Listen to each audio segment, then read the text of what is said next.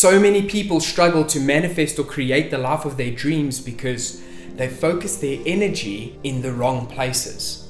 And what that creates as an outcome are blocks to manifesting what you want. And I myself battled with this before I knew about manifestation, spirituality.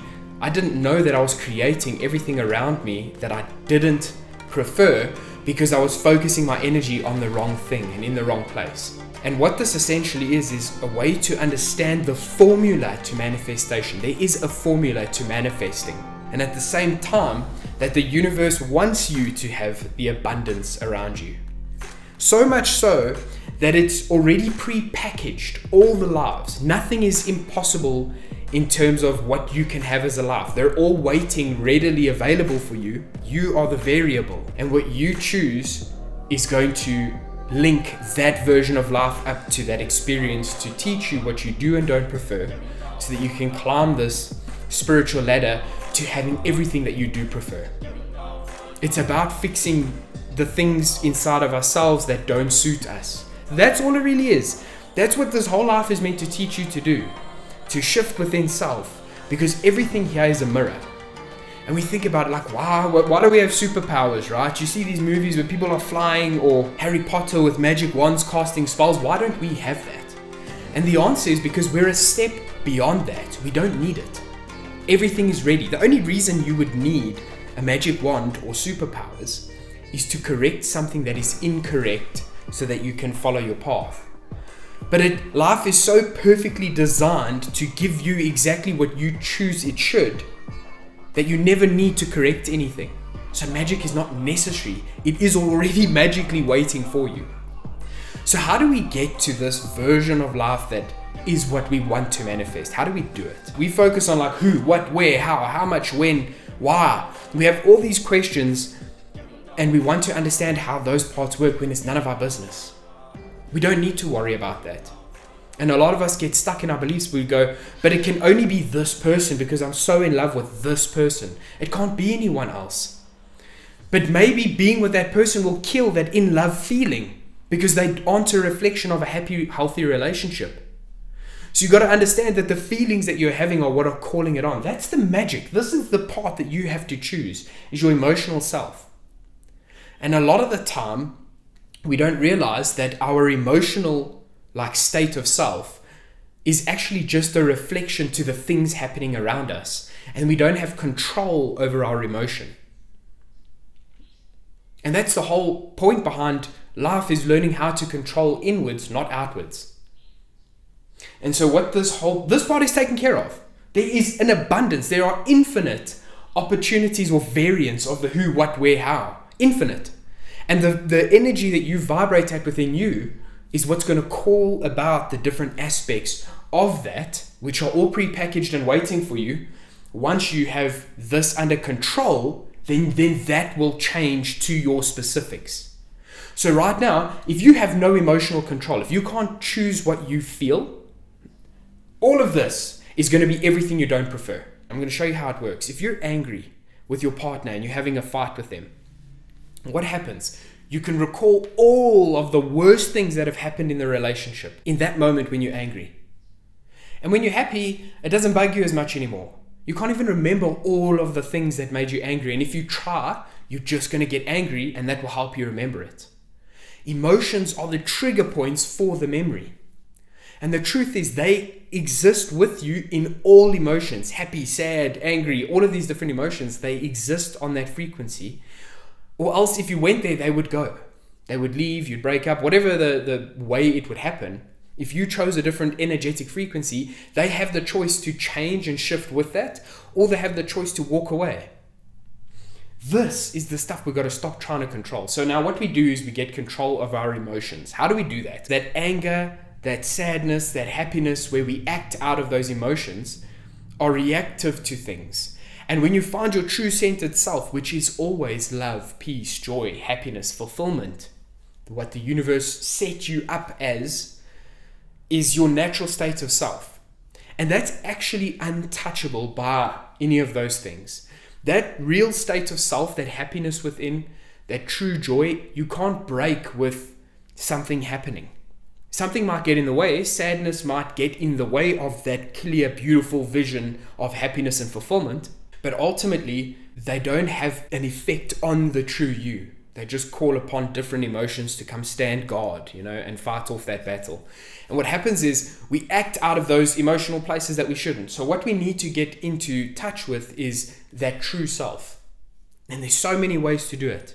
For me, it was a deep spiritual awakening after a pandemic and pain and heartbreak. My girlfriend and I broke up and my cousin passed away. My dog died. The story gets tragic. But the whole point is that's what I manifested to that degree. Now, I'm not saying that I have full control of everything and everyone. That's not what it is. I called upon that experience and the way I emotionally interpreted it to teach me what I don't prefer, to teach me scarcity. Because the atoms are already set up. There's infinite atoms, there's infinite potential, there's everything already exists. My sadness calls upon the scarce reaction because that's what I thought. I thought, I'm sad because of the way things are. But the way things are were because I was sad. So getting in touch with that true, authentic, happy, fulfilled version of you that is your true core self and making decisions out of there, put all of the other emotions aside. And it's untaintable, it's unbreakable. So that's how I got it, through a deep spiritual awakening. But you don't have to go through pain to realize the value of you the way you are. You can get there by just realizing that goodness is what you pursue.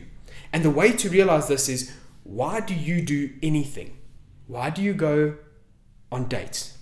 Why do you work? Why do you do anything? It's to feel a certain way. At the end of every single action, you hope to feel a certain way. If you're kind to the weird kid in school, you're hoping to feel something. If you're kind to somebody you like, you're hoping to feel a connection. There's always an emotional exchange that is happening. You're wanting to feel a certain way. If you stop looking outwards, like if I do this, I can feel this way. If I have this, I can feel this way.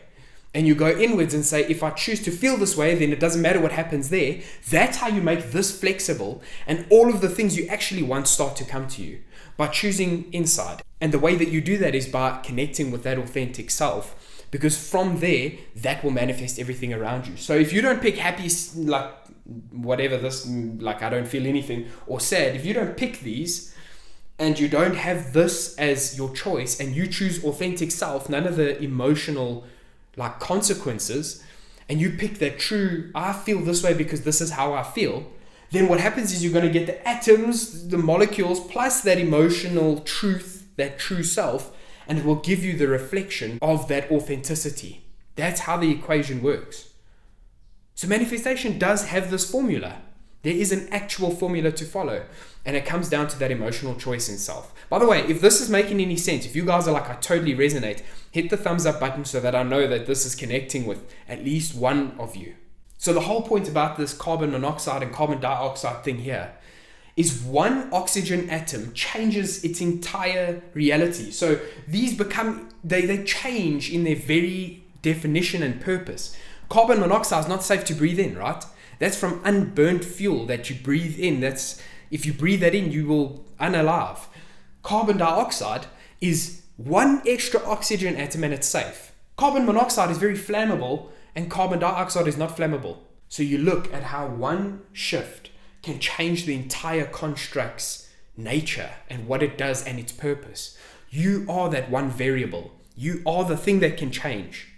So it's just by, instead of looking outwards, you look inwards. This is why you never need superpowers. This is why you're never going to need to fly. You're never going to need magic wands to fix things, because those are only if things weren't perfect. But everything is so perfectly laid out for you, and it's waiting for you to choose it energetically through choosing you.